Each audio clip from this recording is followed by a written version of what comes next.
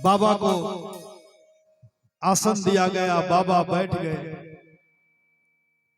और महाराज मैया परोस रही है अनेक प्रकार के व्यंजन। जब बाबा ने भोग लगाया भगवान को नैवेद्य चढ़ाने के बाद, जब स्वयं भोग लगाना प्रारंभ कर दिए तो महाराज पूरी समाप्त हो, तो जब पूरी पूरी हो तो फिर सब्जी समाप्त, सब्जी अगर मैया दौड़ के ले आए तो पूरी समाप्त। अब तो ये दशा हो गई कि मैया पूरे परिवार का भोजन बाबा को समर्पित कर दी, लेकिन बाबा कुछ टस से मस नहीं। मैया कहती है बाबा तृप्त हुए क्या? बाबा कहते हैं कि मैया अभी तो ऐसा लगता है कि बस थोड़ा सा गया है, अभी तो कुछ नहीं हुआ है। अब तो मैया परेशान हो गई, अब क्या करें? मैया ने अपना संपूर्ण बल लगाया लेकिन पार ना पा सकी। अंत में भगवान को ही कहना पड़ा कि संत भगवान अपनी माया को अब समेट लीजिए, क्योंकि अगस्त जी ने कहा कि मैया अच्छा ठीक है, भगवान ने कहा अब अपनी माया को समेटिए, तो अगस्त जी कहते हैं कि मैया अब मैं भोजन से तृप्त हो गया, जल रही। तो मैया जानकी घबरा गई, हो ना हो जब अन्न की ये दशा है तो अब पानी में भी कहीं ना परेशानी हो जाए।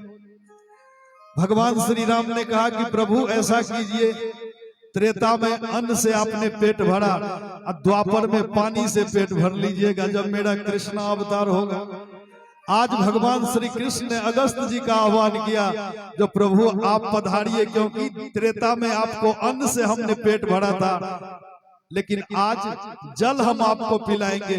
तो अगस्त जी महाराज भी यहाँ पर पधार गए। प्रेम से बोले संत भगवान की।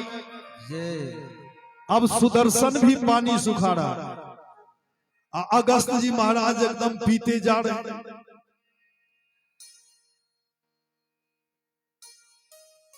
एक दिन बीता, 2 दिन बीता, और नौमी के दिन यानी 7 दिन और 7 रात्रि काल तक इंद्र ने वर्षा कराता रहा। तो महाराज शुक्ल नौमी, कार्तिक शुक्ल नौमी को इंद्र ने अपने परिकर को भेजा कि जाकर के देखो कि ब्रज समाप्त हुआ कि नहीं हुआ। तो इंद्र के परिकर जब ब्रज में आए तो वो अवाक हो गए। क्यों? उनको तो पता था कि ब्रज डूब गया होगा, लेकिन जब ब्रज में परिकर आए तो वहां धूल उड़ रही है, पानी का नामो निशान भी नहीं है। प्रेम से बोलिए भगवत्सल भगवान। अब तो दौड़ा दौड़ा गया महाराज, हद हो गई। क्या हुआ? जिस ब्रज को आपने कहा था कि डूब गया होगा, वो ब्रज में तो यहाँ धूल उड़ रही है, पानी का नामो निशान नहीं। अब इंद्र घबरा गए, मामला गड़बड़ है, कहीं हमसे भूल तो नहीं होगी। इंद्र ने कहा सम्मर्तक मेघ को कि जाओ, भाग जाओ। सम्मर्तक मेघ बरसना बंद हो गया, भाग गया, धूप निकल गई। भगवान ने सारे ब्रजवासियों से कहा कि देखो ब्रजवासियों, बारिश बंद हो गई, धूप निकल गई, अब तुम लोग बाहर निकल जाओ।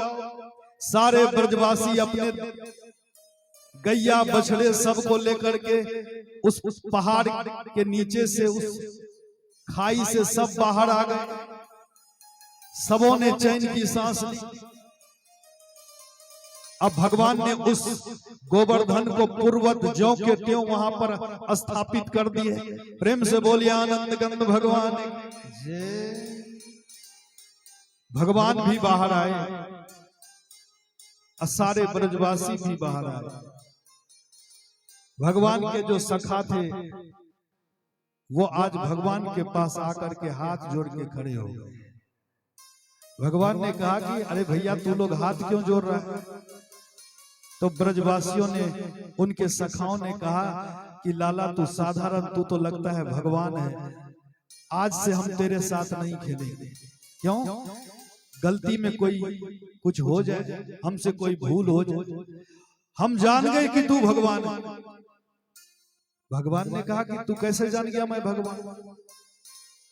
अरे एक बार तूने उंगली हटाई तो हम लोगों की सारी लाठी एकदम चटाचट टूटने लगी, और तब हम लोगों ने पुकार लगाई, और जैसे ही तुम्हारी उंगली लगी तो फिर वो पहाड़ खड़ा हो गया।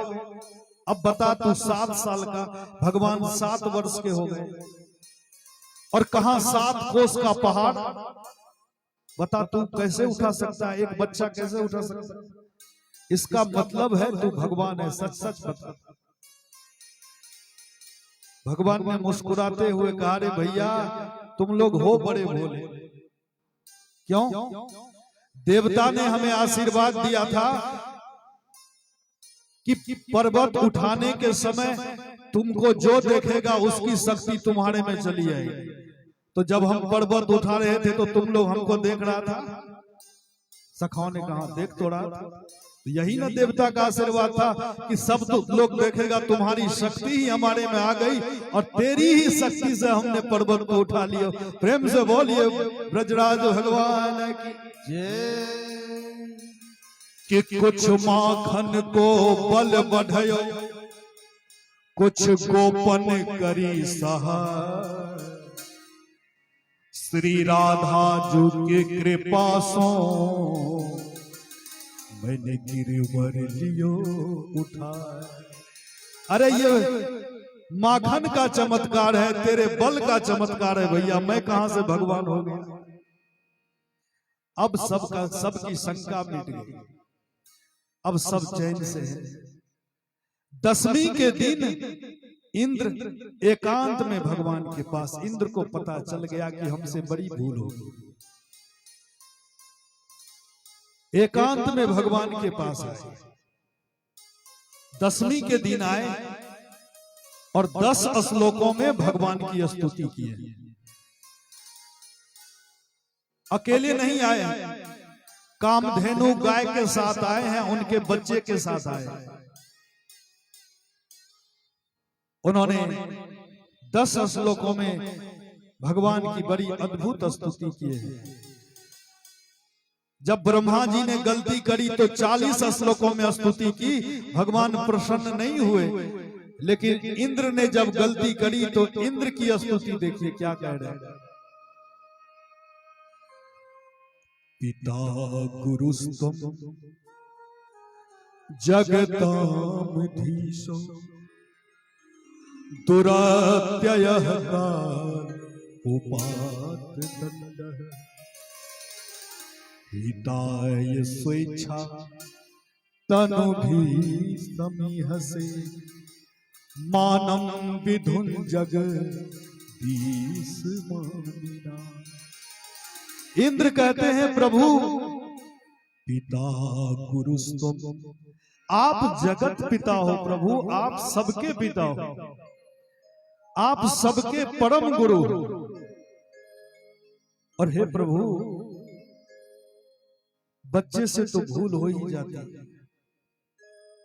तो जब बेटा गलती करता है तो बाप का अधिकार है बेटे को दंड देना। शिष्य जब गलती करता है तो गुरु का अधिकार है शिष्य को दंड दे। हे प्रभु हमसे गलती हुई, आपको जो दंड देना है हमको दे दीजिए।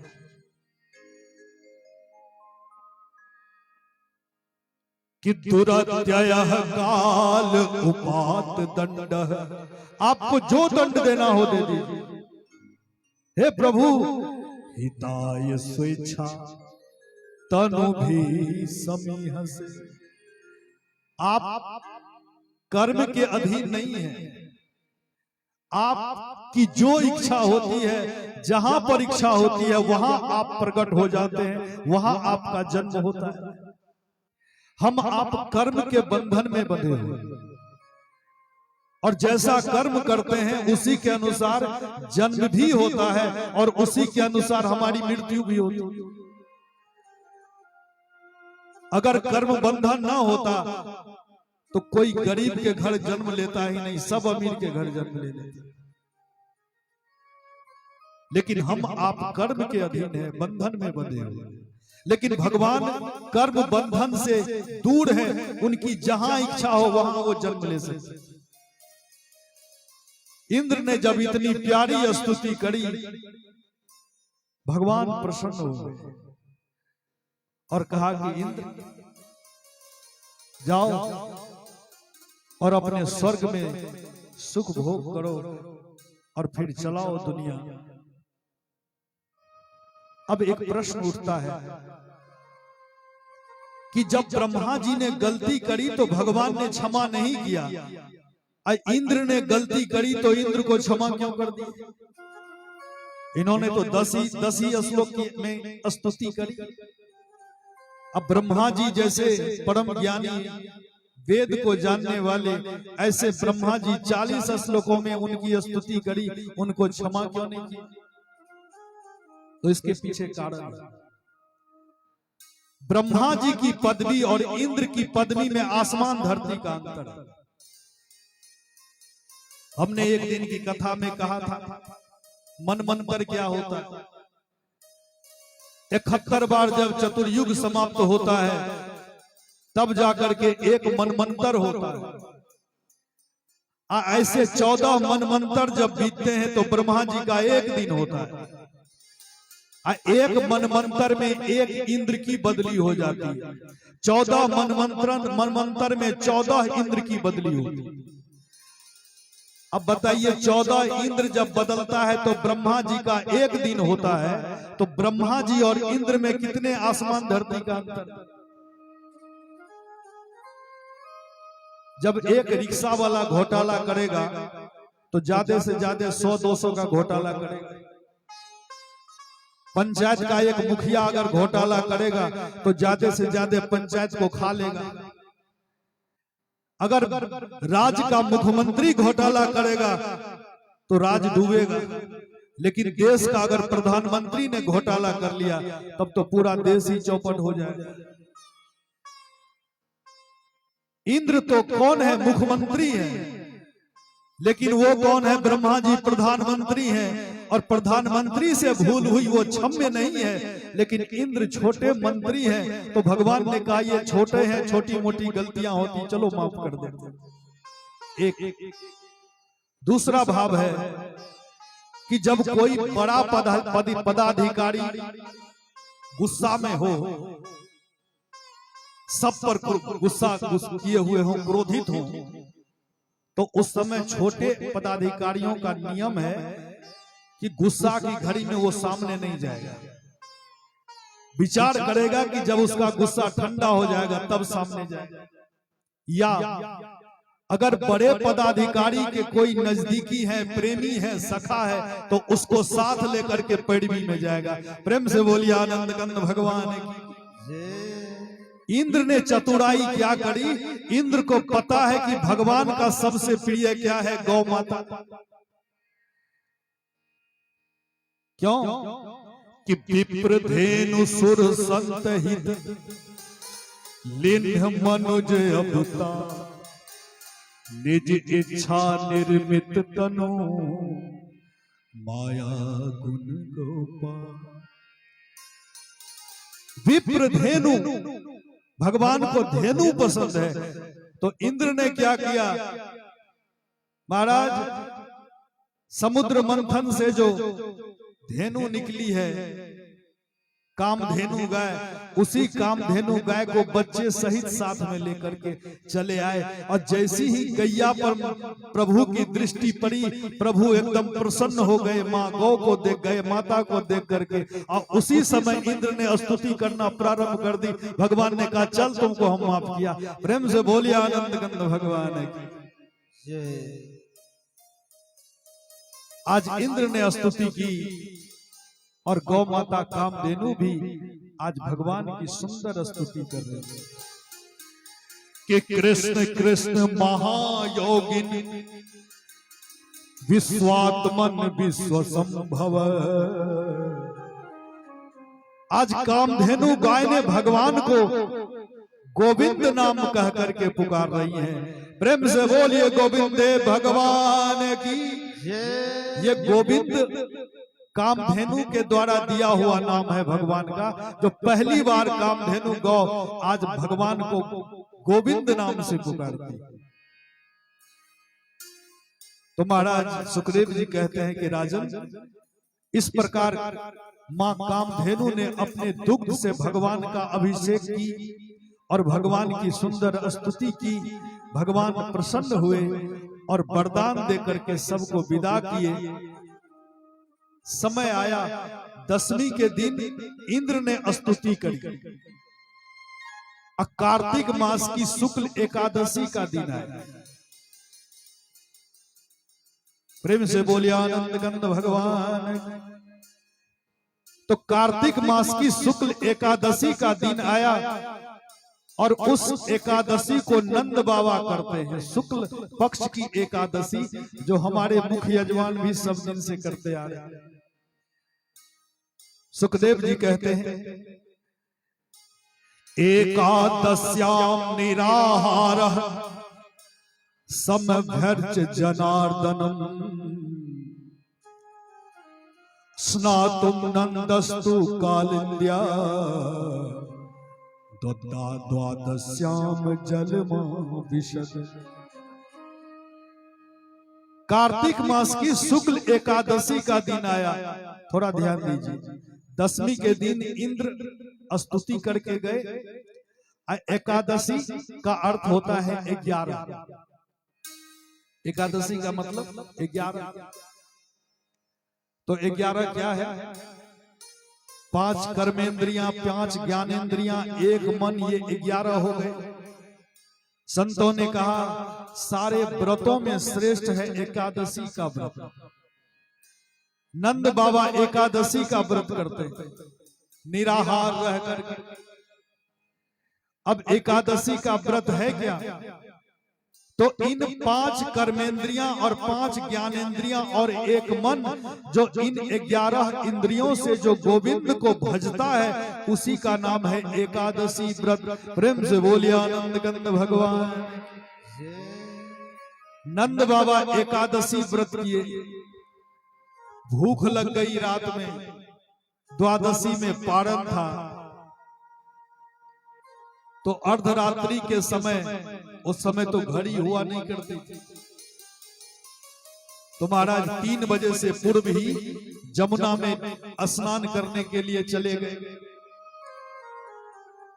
जबकि शास्त्रों ने कहा 12 बजे के बाद और 3 बजे के बीच का समय जो है जल में स्नान करना निषेध माना गया।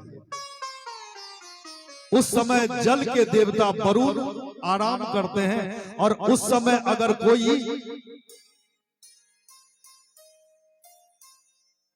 स्नान करता है तो उन्हें बड़ा गुस्सा आता है। तो नंद बाबा उसी समय स्नान करने चले गए। और जब स्नान करने गए तो वरुण देव का एक गण था। नंद बाबा को उसी में पानी में खींच करके लेकर के चले गए। अब जो उनके साथ ग्वाल बाल आए थे, हल्ला करते रोते हुए चले गए कि नंद बाबा डूब गए, नंद बाबा डूब गए, कन्हैया तेरे बाबा डूब गए। भगवान दौड़े दौड़े आए। कहाँ डूबे? उन्होंने दिखाया यही जमुना घाट पर डूब गए। भगवान ने तुरंत छलांग लगा दी। प्रेम से बोलिए वृंदावन बिहारी लाल। पहुंच गए कहाँ? सीधे पहुंच गए वरुण लोक। और वरुण लोक पहुंचने के बाद जैसे ही वरुण लोक में वो प्रभु आए, अब वरुण भगवान की दृष्टि जैसे ही भगवान गोविंद पर पड़ी, तुरंत आरती की थाल लेकर के आज गोविंद के सामने हाथ जोड़ करके खड़े हो गए।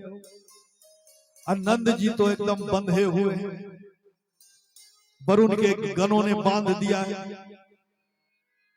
नंद जी ने देखा कि हमारी यहाँ पिटाई हो रही है, अब मेरे छोरे की वहां पर पूजा हो रही है, ये मामला क्या है?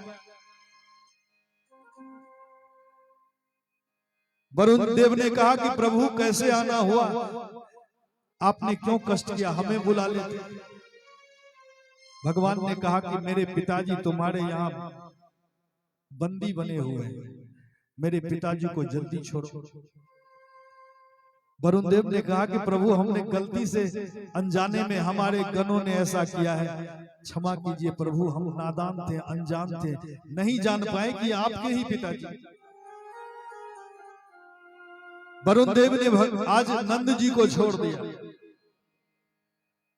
और नंद जी आज भगवान के साथ जमुना से जब बाहर आए, सारे ब्रजवासियों ने आज कन्हैया को घेर लिया, नंद बाबा को घेर लिया और हाल पूछने लगे कि नंद बाबा आप कैसे आ गए। तब नंद बाबा ने कहा, अरे भैया क्या बताएं, हमारी तो दुर्गति हो गई। हम गए स्नान करने के लिए, कहां से एक आया हट्टा काठा कट्ठा, पैर पकड़ के सीधे लेकर के चला गया, कहा हमको पता ही नहीं चला, सीधे जाकर के बांध दिया। लेकिन मेरा जब कन्हैया आया ना, तो हमारी तो वहां पर पिटाई हो रही थी, लेकिन मेरा जब कन्हैया आया तो महाराज क्या बताएं कैसी रिश्तेदारी थी, उसकी पूजा की, आरती उतारी और मेरे कन्हैया ने जो जो कहा वो बात उन्होंने मान लिया। सारे ब्रजवासियों ने कहा कि नंद बाबा आप एक बात बताओ, ये आपका लाला है क्या? आप कहीं कुछ छिपा तो नहीं रहे? नंद बाबा ने कहा नहीं नहीं, मैं क्यों छिपाऊं, हमें तो लगता है ये देवता है, ये भगवान है। नंद बाबा ने कहा भगवान कुछ नहीं, गर्गाचार्य जी आए थे, जैसा जैसा कहा वैसा वैसा हमारे कन्हैया में दिख रहा है, भगवान कैसे हो? ब्रजवासियों ने कहा नहीं, हम नहीं मानेंगे। कन्हैया एक बात बता, तुझे मेरे सर की सौगंध, तुझे आज सच सच बताना पड़ेगा, तू भगवान है कि नहीं? अब पीछे हाथ धो करके पड़ गए। भगवान ने कहा जान करके क्या करोगे, मैं भगवान हूं कि नहीं? अरे भगवान हो तो क्या करोगे, क्या करोगे? ब्रजवासियों ने कहा करूंगा कुछ नहीं, भगवान है तो तू भगवान रह, हमें कोई फर्क नहीं पड़ता, लेकिन एक बात बता, सच सच बता, तू भगवान है कि नहीं? अब कन्हैया के मन में आया कहीं इस इन को पता चल गया कि मैं भगवान हूं, तब तो मेरे साथ खेलना भी छोड़ देगा। मैया बाबा जो हमसे इतना प्रेम करते हैं, गोद में लाड लड़ाते हैं, कभी डंडा दिखाते हैं, जब उनको पता चल जाएगा मैं भगवान हूं, तब तो हाथ जोड़े हर वक्त खड़े रहेंगे, हमें तो वो सुख प्राप्त नहीं हो पाएगा जो ब्रज में हमें मिलना चाहिए। भगवान ने कहा कि तू जान करके क्या करोगे कि मैं भगवान हूं कि नहीं? ब्रजवासियों ने कहा तू भगवान रह, कोई बात नहीं, लेकिन हमारे मन में एक लालसा थी। बता कैसी लालसा? हमने सुना कि बैकुंठ बड़ा सुंदर है और मन में लालसा थी कि बैकुंठ कैसा होगा। तो भगवान ने कहा चल, हम भगवान हैं कि नहीं है इसके पीछे मत पड़, लेकिन तुझे बैकुंठ देखना है तो तुझे मैं आज बैकुंठ दिखा दूंगा। प्रेम से बोलिए बैकुंठ नाथ भगवान है। ब्रजवासियों ने कहा तो बैकुंठ दिखा देगा, तब कोई बात नहीं, बैकुंठ दिखा दोगे? हाँ दिखा दूंगा। कहा? तो चलो। और भगवान ब्रह्म कुंड के पास ले आए और सबों से कहा इस कुंड में सब एकदम छलांग लगाओ। ब्रजवासियों ने कहा लाला निश्चित छलांग लगा देंगे, अगर तू कहेगा तो जरूर छलांग लगाएंगे। किसी को विश्वास ही नहीं हो रहा। भगवान ने कहा हमारी बात पर विश्वास नहीं हो रहा है। नहीं लाला तेरी बात पर तो विश्वास है, तभी तो, अगर तू कहोगे तो जरूर छलांग।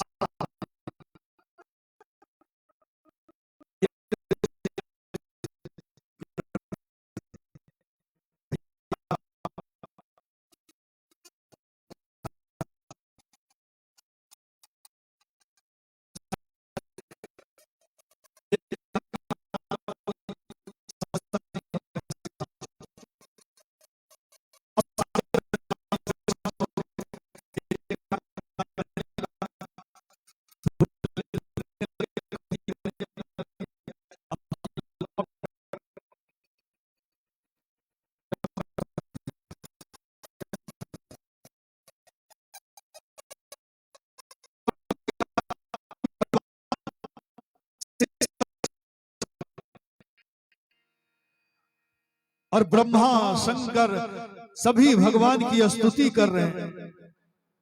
जब आज भगवान पर दृष्टि पड़ी तो सारे ब्रजवासी आज बोलने लगे कि देख मेरा कन्हैया यहाँ पर है, चलो एक बार मिलने के लिए जाते हैं। सारे ब्रजवासी आगे बढ़े। अब भगवान के पार्षदों ने रोक दिया, वहीं ठहर जाओ, कोई आगे नहीं बढ़ेगा। अब तो ब्रजवासी का मिलना भी कठिन हो गया। ब्रजवासी ने कहा यहाँ तो कन्हैया मिलने वाले भी नहीं, बहुत कठिन है।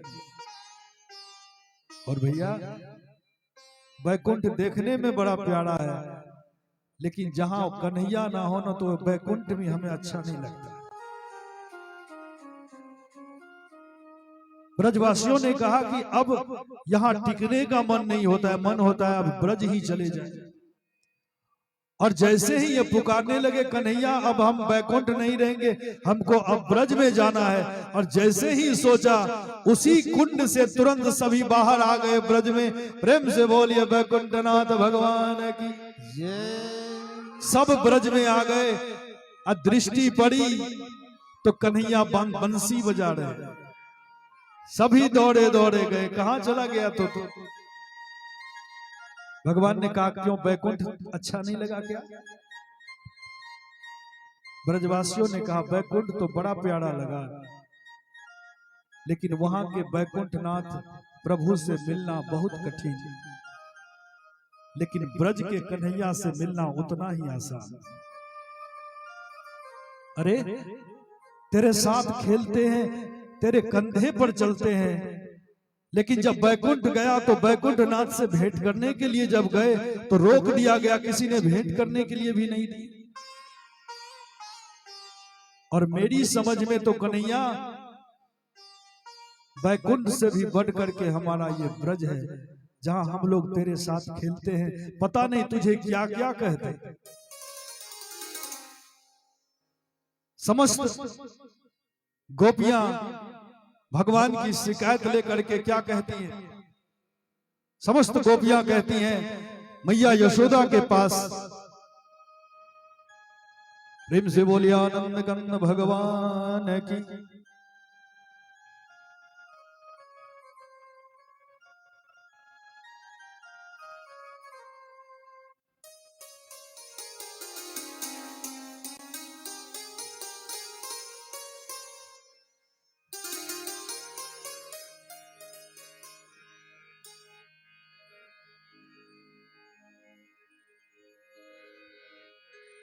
प्रेम से बोलिए वृंदावन बिहारी लाल की।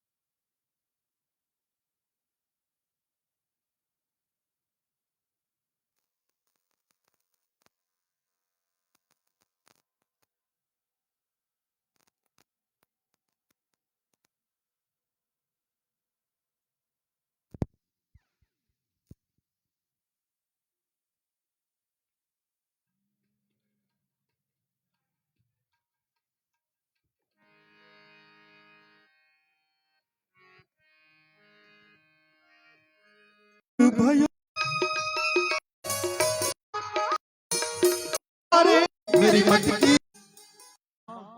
सुनाई पड़ी आप। हाँ जमुना तेरा स्वागत